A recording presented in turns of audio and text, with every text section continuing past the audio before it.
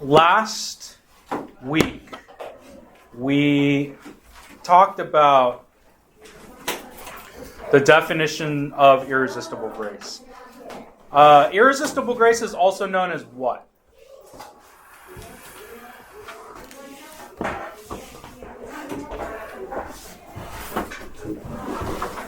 All right, we start choosing. Irresistible grace is also known as what?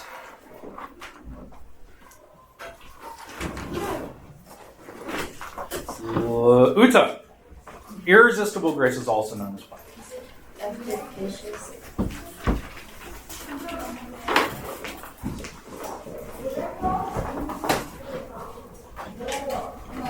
Efficacious. What?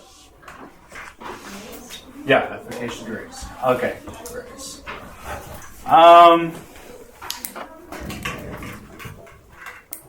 Grace. What is, when we say irresistible grace, what does irresistible grace not mean?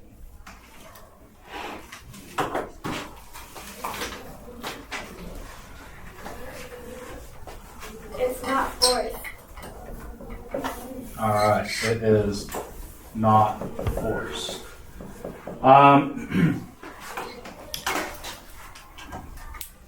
There were two types of calls. Actually, before we get to that, one thing that I want to add about I guess I'm just going to draw from, I think, Wayne Grudem. The definition, I like his definition of irresistible grace.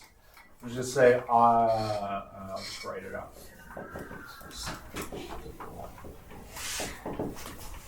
Grace. I like his definition, so I'm just going to put it on the board. And you guys should probably put it in your notebooks or paper. It is God's work.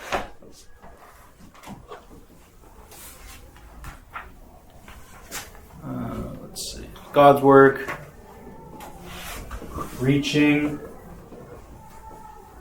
into our hearts.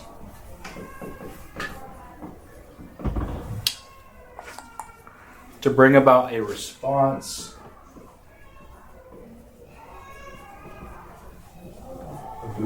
A response.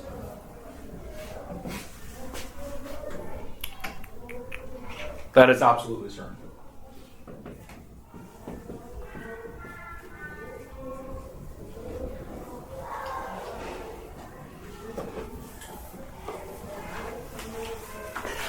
All right, so again, this is Wayne Grudem. If you want to put down his name, Wayne Grudem is a theologian.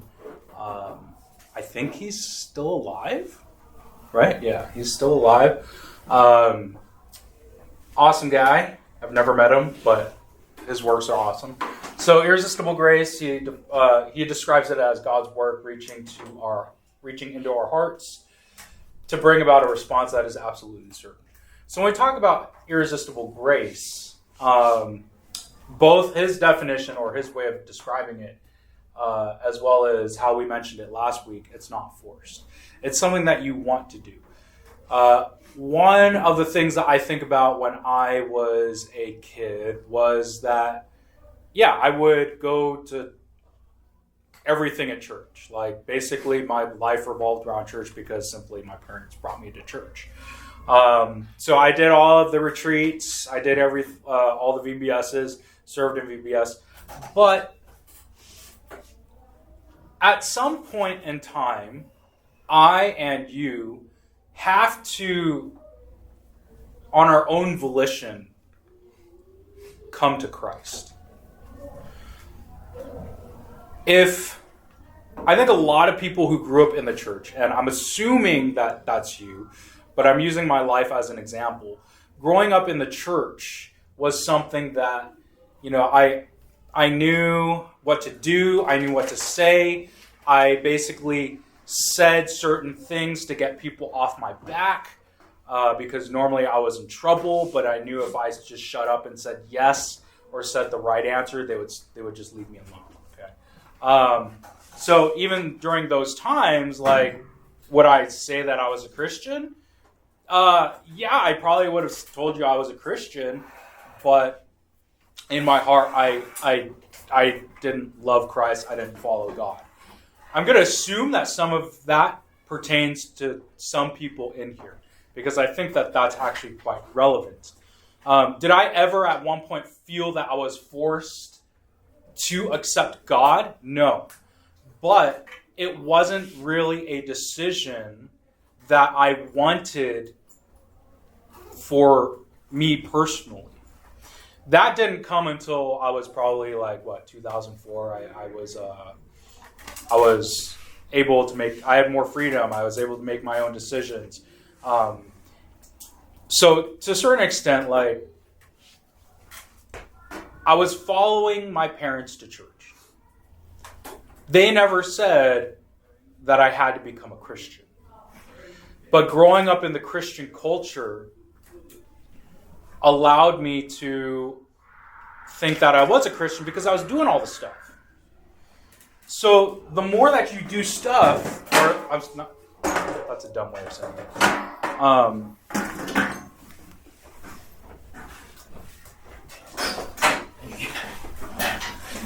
The more that you go to church as a kid, the more you should get used to it. Now, is that absolutely wrong? Absolutely not. In the Old Testament, it was expected that the families, more so the parents, grew up their children in a godly manner. And they all believed in God. And I think similarly, you guys all believe in God. What is missing, or might potentially be missing, if your situation sounds like something similar to my situation when I was in your shoes, was that I believe in God, but I didn't really believe and follow God. It was something that I just did as a robot, pretty much, but I wasn't forced. But I never really actually made a life commitment to follow Christ. The reason why I say that and I share that with you is because, first off, we are talking about irresistible grace. But second, irresistible grace can also be seen as something that is efficacious. It is effective. God works in our lives to effect salvation. Salvation is not just saying that I am a believer, but efficaciously saying I am a believer and my life is dedicated to God.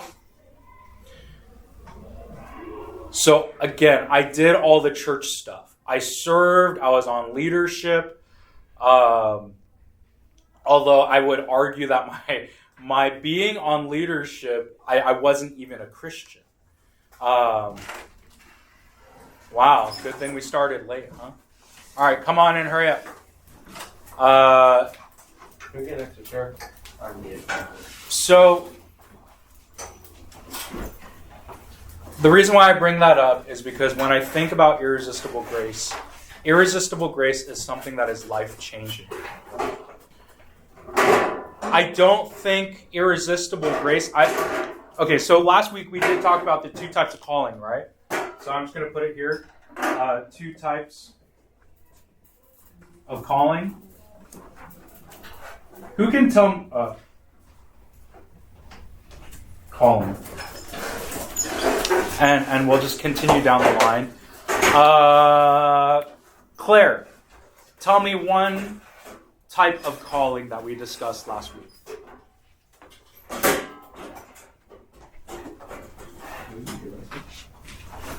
It's okay, you can look at your notes. This is open book quiz. General, correct.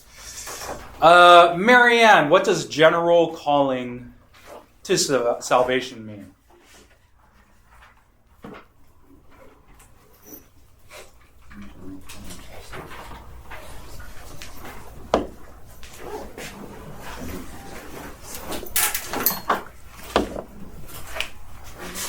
General calling to salvation. Right. Yeah, it's just a general call. All right, who's next in the pecking order? Alana Morset. What's the next one? Specific. Okay.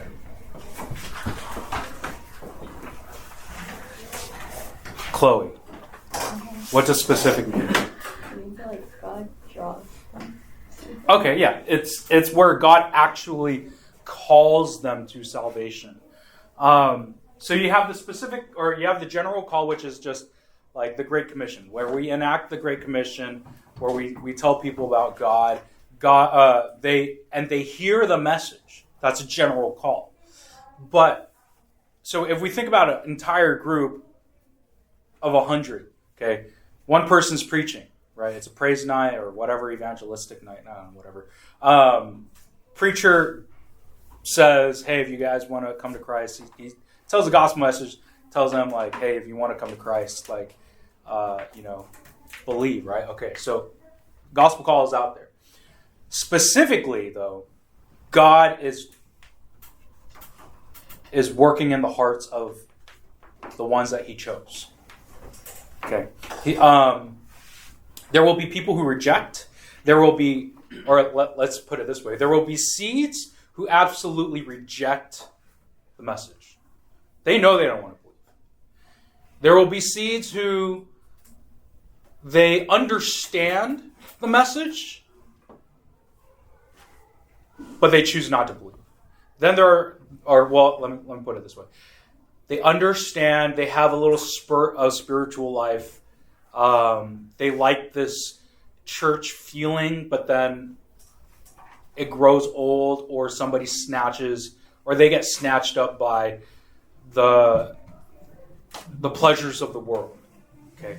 Then there are people who actually respond to the actual call of God, who dedicate their life to God because they believe. So we will be talking about the specific call, as it is irresistible and efficacious. But now we're actually going to talk about how we believe it to work. Okay. And when I say that we believe salvation to work, it's not really something... We get the ideas from the Bible, and we try to take all of these things from the Bible, put them together to make it something logical for us to understand. But at the same time, I'm not going to tell you that we fully understand how God works, because his wisdom is outside of our capabilities. So with that said, we're going to be talking, when it comes to salvation, we're going to be talking about, I guess what you can say, two sides of one coin. Okay. This is your perspective, or the believer's perspective, and God's perspective. Okay. Can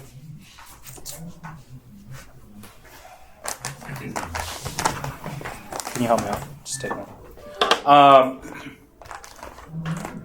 We're going to talk about something called regeneration, and we're going to be talking about something called conversion. So you guys can go ahead and write that in your notes. Regeneration and conversion.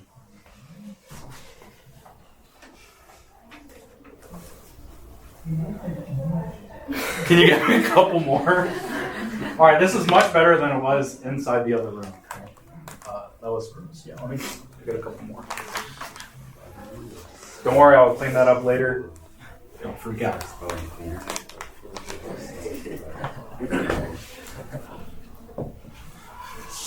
All right, conversion and regeneration. Again, as I said earlier, it is two types, or it is two sides of one coin. All right.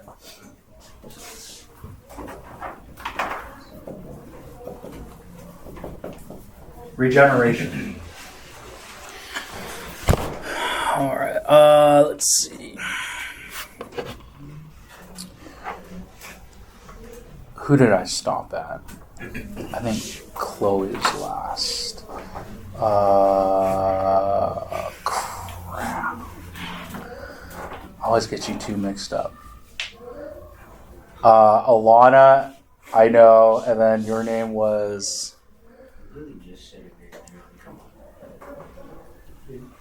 No, I didn't. You said it like 2 minutes ago. Regeneration. I want to say Stephanie, but it's not Stephanie. I know it's not Stephanie. Freak. Where's the attendance sheet? Chloe. Chloe. No, not Chloe. Oh, I know who Chloe is. Caitlin? Yeah. Caitlin. I didn't say Caitlin. Sorry. You said Caitlin. That's just what's in your mind. It's okay. I got it. All right. Caitlin. I'm going to try to remember that. Can you read John 3, chapter 3, verses 3 to 8? Matthew, can I have you read 2 Corinthians 5:17?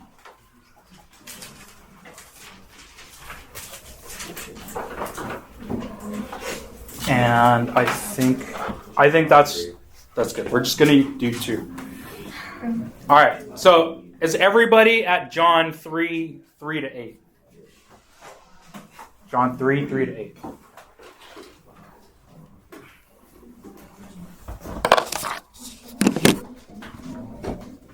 I'm not even at John 3, 3 to 8. All right. Caitlin, go for it. Okay, Jesus replied, I assure you, unless someone is born again, he cannot see the kingdom of God. But how can anyone be born when he is old? Jesus said to him. Can he enter his mother's womb a second time and be born? Jesus answered, I assure you, unless someone is born of water and the Spirit, he cannot enter the kingdom of God. Whatever is born of the flesh is flesh, and whatever is born of the Spirit is spirit. Do not be amazed that I told you that you must be born again. The wind blows where it pleases, and you hear its sound, but you don't know where it comes from or where it is going. So it is with everyone born of the Spirit. Thank you. All right. All right, so you have this idea of regeneration is also you're being reborn. I don't know if you guys remember, but Jesus was preaching and he said that you must be born again. And then people were like, how can one crawl into their mother's womb again? Like, okay, you didn't really say that, but go into the mother's womb, I guess. I can't remember. But obviously it's impossible. But it is something that is brought out by the Spirit. Okay. In verse 5, truly, truly, I say to you, unless one is born of water and the Spirit, he cannot enter the kingdom of God. So the Spirit is at work here. Matthew, actually, everyone turn to, what did I say? I said 2 Corinthians 5:17. Yeah. Yes, Daniel. When it says born of water and spirit, does it mean living water or is it just water? Water and spirit are usually just synonymous because, like, baptism doesn't save. But yeah, water and spirit sometimes are just synonymous. You're welcome. All right, Matthew, 2 Corinthians 5:17, please. Therefore, if anyone is in Christ, he is a new creation. The old has passed away, behold, the new has come. Okay, say that again. That was a bad question. Therefore, if anyone is in Christ, he is a new creation. The old has passed away, behold, the new has come. Okay. So you see that it is a new creation. You're made new. You're born again. This is not something that you do. This is something that God does. Obviously, you can't do anything because as far as regenerating yourself, why? Aaron, why? Why can't, and this is in your notes somewhere, why can't you regenerate yourself?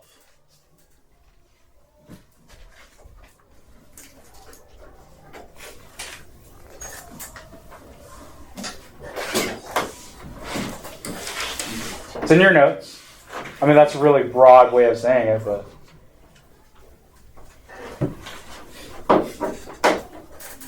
Give up?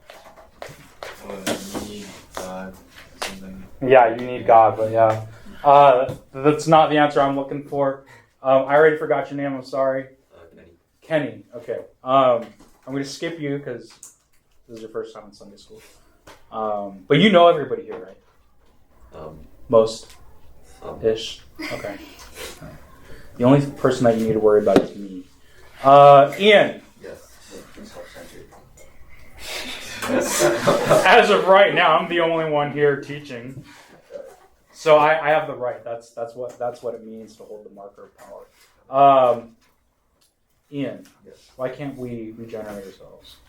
I don't know. Okay. Dylan. I don't know either. How far back is it in our notes? It's in your notes. Urs. I don't know. Have you thought about it? Think about it. I'll give you 5 seconds. I don't know regeneration. Wait, what? That's because he wasn't here. Well, that's me. I wasn't here until. No, well, I just talked about regeneration. Although I didn't really define it for you guys. Let me define it for you guys. That would actually probably help, wouldn't it? Regeneration. It's a secret act of God, comma, imparting spiritual life to us. I just say to the chosen / elect. All right, so Daniel, what do you think the answer is to my question? Why? Wait, what's the question? Why can't we regenerate? Why can't we regenerate ourselves? Why can't we believe? Why can't we? Why can't we save ourselves? I mean, if we have the power, like, I mean, really, do we have the power to change ourselves and believe in God? Why would that be? The answer is no. Why would that No, be? we don't. Why? Well, because we are totally deprived. We are not totally deprived. Not total depravity, right? So we are totally corrupted by sin. Okay. And Humanity is totally depraved, right? Totally depraved doesn't mean that you can't do anything right, no, but it means that you can't save yourself. and seeing that we can't save ourselves, if we can't save ourselves, what grounds do we have to grow and impart spiritual life onto ourselves? Because for unconditional election, God chooses his elect first.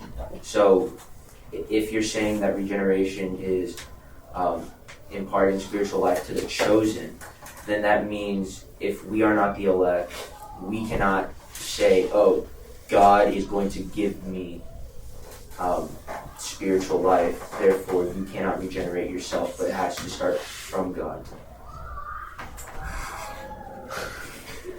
A lot of words, a little confused, but I think you get the gist of it. Yeah, we're totally depraved, right? So we were enslaved to sin. We can't pull ourselves out if we're enslaved, right? Slaves can't pull themselves out of slavery. You know, like it just didn't work that way. You either had to be paid for, or you had to work off this debt, which is the same thing you got to pay for, right? But when it comes to sin, and when we sin against a holy God that is infinitely holy, pretty much you're screwed. Only God has the power to overcome the sin, which in regeneration, the Spirit is the one who basically creates new life in us. Okay? So in that sense, we are born again. The other side of this coin is called conversion. To conversion. Conversion is basically our response.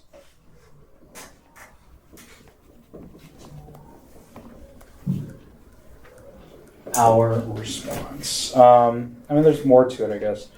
One second. Okay, our response to the gospel call.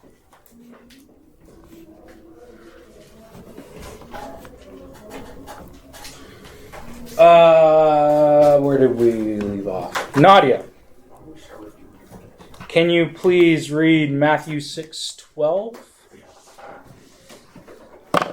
Let's all turn there.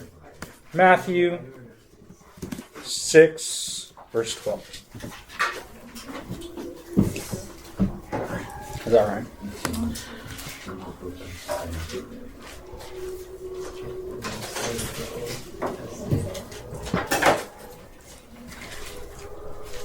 Oh, wait, no. Actually, you know John 3:16, right? Say it. For God so loved the world that he gave his one and only Son, and whoever believes in him shall not perish but have eternal life. Okay. Say that last part again. The second part of the verse. Loud and proud. So that whoever believes in him will not perish but have eternal life.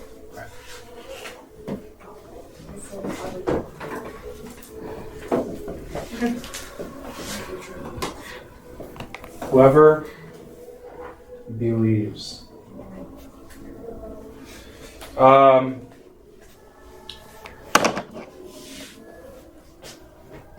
Lucy, do you know 1 John 1:9? You can turn to the Bible. Let's go to 1 John 1:9. Actually, let me just make sure I remember. Hey, I'm not saying that I'm all-knowing, okay? I doubt myself many times. That's how I grow. I make mistakes. All right, so go ahead and read 1 John 1:9. The one who says he is in the light, and yet hates his brother is in the darkness until now. 1 John 1:9?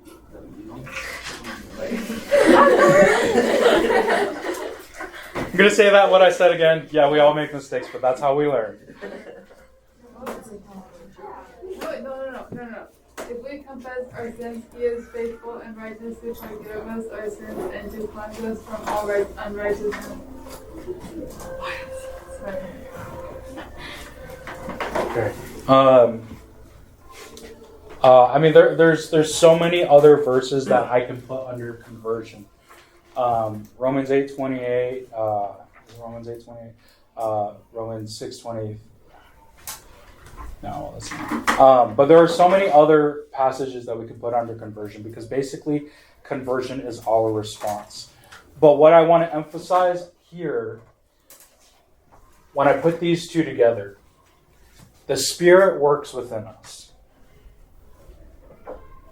But if you confess, if you believe, yes, I know it's a fart noise. It's not me. It's my phone. If you do confess, the Spirit is what imparts spiritual life to you, but never leaves. Because whom God has called, will see it to the end. This is not talking about the people who show signs that they have spiritual life, but in the end, it's all just kind of an act. Okay? Meaning, if you grew up in the church, you take part in maybe spiritual highs and things like that. You say that you believe, but deep down in your heart, you know that you don't really follow God. That's a whole separate thing. That person who does not follow God is not saved. Yeah, you can pay lip service to God, but there's so many examples, especially in the Old Testament, where lip service is just what it is. It's lip service. When I say that this is two sides of one coin, I kind of look at it like... I'll ask you guys an example.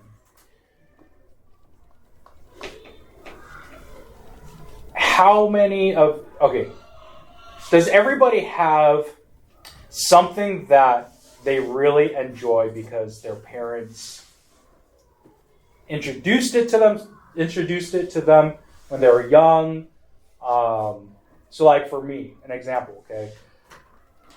I love the Dodgers. I spend money on the Dodgers, and they disappoint me like every year, even though I love the Dodgers. But that's what love is, when you love and follow a team and they disappoint you, but you continue to love them. It's like my dog. I love the Dodgers, but there was a time in my life where I didn't follow the Dodgers. I just didn't follow baseball.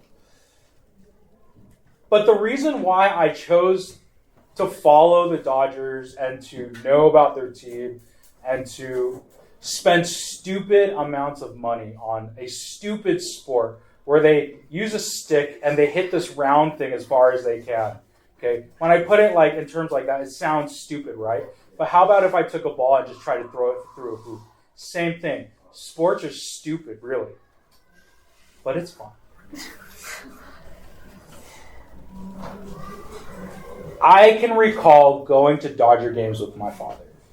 And I think that's part of my love for the Dodgers. My dad doesn't really like the Dodgers. Like, he follows Dodgers because I follow Dodgers. But he took me along with people from LA Church to Dodger games when I was young. So that's why I'm a Dodgers fan. If I were going to Angels games when I was young, it might have been different. Is there something in your life where you really like something, but because your parents kind of grew you up on it? Does anybody have something like that? Okay, who likes durian? Okay, right there. Okay. Did your parents introduce you to it? Do you like it? Okay, why? It's an acquired taste, right? Yes. Okay, that's what it means. Acquired. Okay, you had to learn to like it. Does anybody else have something that's similar to the Dodgers in terms of for my life, but like yours might be different, like a certain activity? Okay, what is it? Well, not now, but I think before it would be church. I would come to church because it's Sunday. I Right. had to. Okay. My parents Okay. made me. But I think, by God's grace, I started to find the value of drawing near to Him. Okay. And Okay. Good. Anybody else? Thank you. Anybody else? Anybody else want to share before I start picking?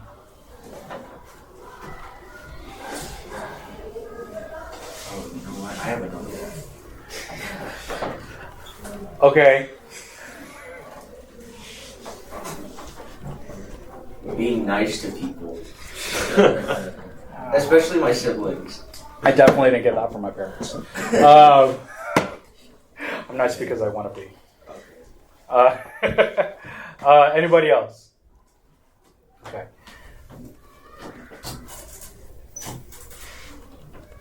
Grace, do you have your hand up? Chicken feet? Okay, chicken feet. Perfect. Chicken feet. White people won't eat chicken feet. Totally understandable. I wouldn't want to suck on something split. So you put it that way, you wouldn't want it either, right? But for some reason, Chinese people, Don't say it. the feet is so succulent. They're just like during dim sum, get some of that chicken feet, right? And it's spicy. You just like suck on the flesh, right? It's good, man. Right? It's great. You like it so much that you can put it in your mouth. You put the whole foot in your mouth, and you suck off all the skin and the collagen, and what do you spit on the plate? The bones, right? Like, and then you go for more. Okay. Yeah, most people think it's disgusting, but it's great. Okay. It's acquired. Okay. You learn from your parents. I think, and similarly, God sets us up, through His sovereignty, sets us up with different people in our lives, different teachers in our lives, different situations, different circumstances, to call His elect. For instance, I went to church all my life, as I said before. I hated people with a passion. And when it came down to it, like, I just didn't care if stuff happened to people, right? That's how hard my heart was hardened. And at one point, I finally understood that I wasn't a Christian. But going to VBS, going to the retreats, going to Sunday school, I don't remember what the heck they talked about. Okay, I don't expect you guys to remember this stuff either. But I understand that God used all of those people. God used the church. God used my unique experiences to bring me to Him. And I would willingly follow. I was acquired by God. So, that's just me. Other people God has put other people into your lives. It could be your parents who have the greatest influence on you. It might not be. It could be your best friend. It might not be. You yourselves, God might use to influence your friends in the future to follow God. I don't know. But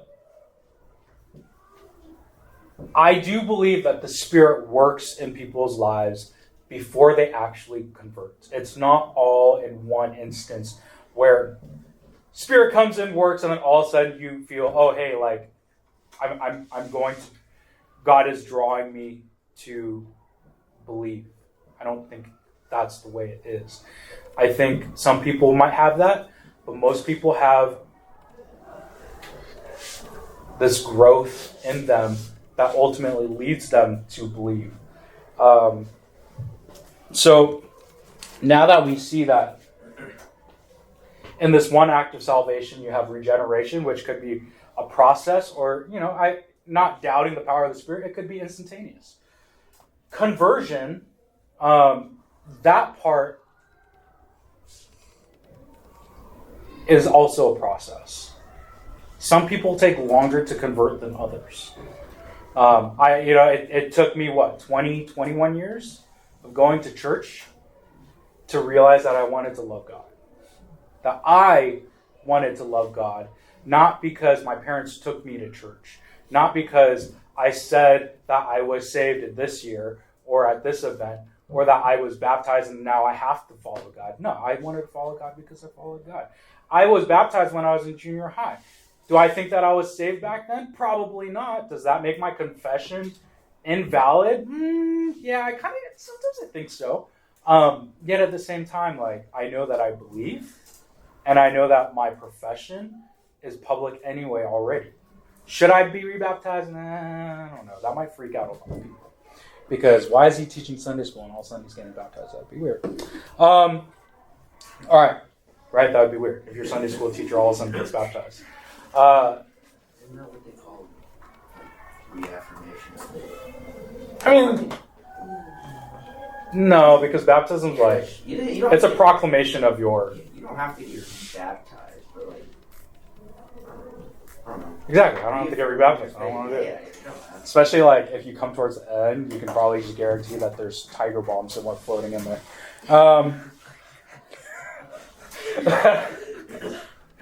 All right. Anyway. So, in Irresistible Grace.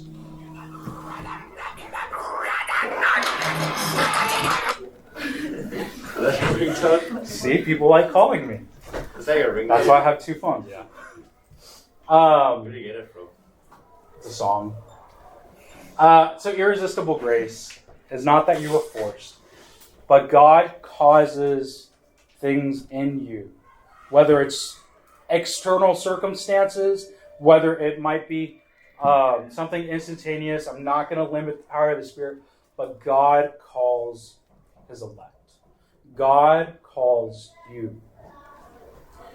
When you came to Christ, you thought that you chose Christ. But I'm telling you now, yes, you chose Christ, but it was God who made it effectual. It is God who put you in that specific circumstance to change your life. The one last thing I'm going to show you, which I actually mentioned quite some time ago, and I went through, I think this was like maybe at the beginning of the year, but since you guys don't remember anything that I say or have said, I'm going to mention it again. Maybe I don't want to discount you that badly, but I am just kidding. You guys know I joke around too much. Turn to Jeremiah 31.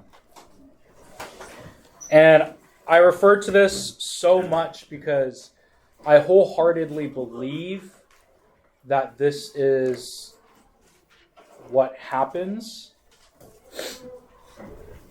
In Jeremiah, in the book of Jeremiah, at one point Jeremiah says, or either Jeremiah or God says that the sins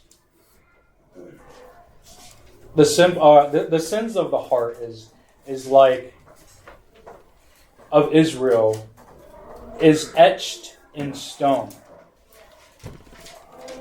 And once you etch something in stone, you can never undo it. Okay. Just like in total depravity, we can't save ourselves. Our sins are etched on our hearts as it is in stone. Later on in the book of Jeremiah, Jeremiah sees the sinfulness of the Israelites so much that at one point he sees them making sacrifices and they immediately go and serve other gods. Or God could give a directive and say, don't do this or do this. And they do immediately what God says don't do.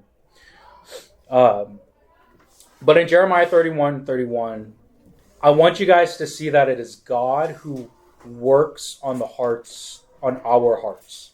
So Jeremiah 31:31, behold, the days are coming, declares the Lord, when I will make a new covenant with the house of Israel and the house of Judah, not like the covenant that I made with their fathers on the day when I took them by the hand to bring them out of the land of Egypt. My covenant that they broke, though I was their husband, declares the Lord. For this is the covenant that I will make with the house of Israel after those days, declares the Lord. I will put my law within them, and I will write it on their hearts. And I will be their God, and they shall be my people. And no longer shall each one teach his neighbor and each his brother, saying, know the Lord, for they all shall know me. From the least of them to the greatest, declares the Lord, for I will forgive their iniquity, and I will remember their sins no more. God is the one who will rewrite your heart. That's regeneration. I don't know how else, there's no way that I can teach you how God works in my own words, but I think Jeremiah 31 to 34 is a beautiful image where God writes his laws on our hearts. Following God should not be a chore. Following God should not be a career. Following God should be your way of life. Something that you enjoy. Something that you take pleasure in. When I was not saved, I saw the church just telling me what to do, or my parents telling me what to do and how to be. And I think that's probably because I was a dumb kid. Well, I not probably. I was a dumb kid. But now I love to follow God. Now I actually do follow God even when things get tough. My hope for you is that if you see your spiritual life as a chore, barring your struggles, I understand that it will always be a struggle. And I can tell you right now that even your Sunday school teachers, following God is a chore. But it's a chore that we love to do. Sometimes it's hard, sometimes it's easy. But when you grow up at the church, when you're here at church, I want to make sure that you aren't just following God because your friend followed God, because you said a confession at a retreat or whatever, or Friday nights. But I want you to follow God because you really do, with joy, choose God. Know that God is working in you. That you love the law, that you love the word. You take pleasure in following God. I think that's when you know that you know you're saved. Even in the struggle, you know you're saved. You struggle because God has saved you. You don't struggle because, or my hope is that you are not struggling because following God is a chore. Does that make sense? Do you see the difference? Your entire spiritual life is going to be a struggle. But because we love God, we willingly struggle. We don't struggle to follow God because we know it's the right thing. There's a difference. Okay? Israel knew what the right thing was, but they chose differently. Because they love their ways over God. When you guys go off to college, it gets that much harder. Okay? I want your faith to be something that you choose, not something that your friends do, not something that your parents necessarily push on you. I don't want it to be forced. I want you to come to God because you want to come to God and that God has called you. Does that make sense? All right. Let's go ahead and close in prayer, and then you guys can get going. All right, so let's pray. Father, we just thank you that you have given...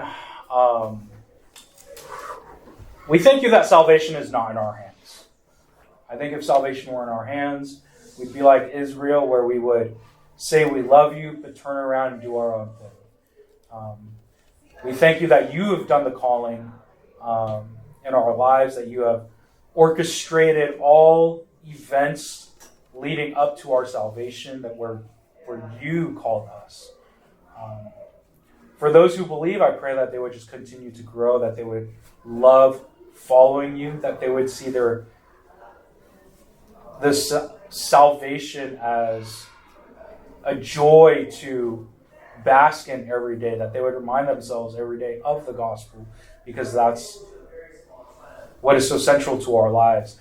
For those who are either confused or not saved or refuse to be saved, Lord, I pray for the hearts. I know that you are all-powerful, and so I pray that you would soften their hearts through the working of the Spirit, that they would come to understand that you are a great God who is not just this God of rules, but that you are the God of life, that you are the God of love. I pray that they would be able to experience you as I have come to experience you. So Lord, as we go to worship, I pray that our hearts would be pouring forth just overwhelming joy, not only because we are here at church worshiping you, but also because for those who are going to be baptized, they are making a proclamation of their faith. And I pray that these types of days would be very important to us. So please be with the students as they go. May they just rest in your grace, rest in your love, but also desire to follow you each and every day. In Jesus' name.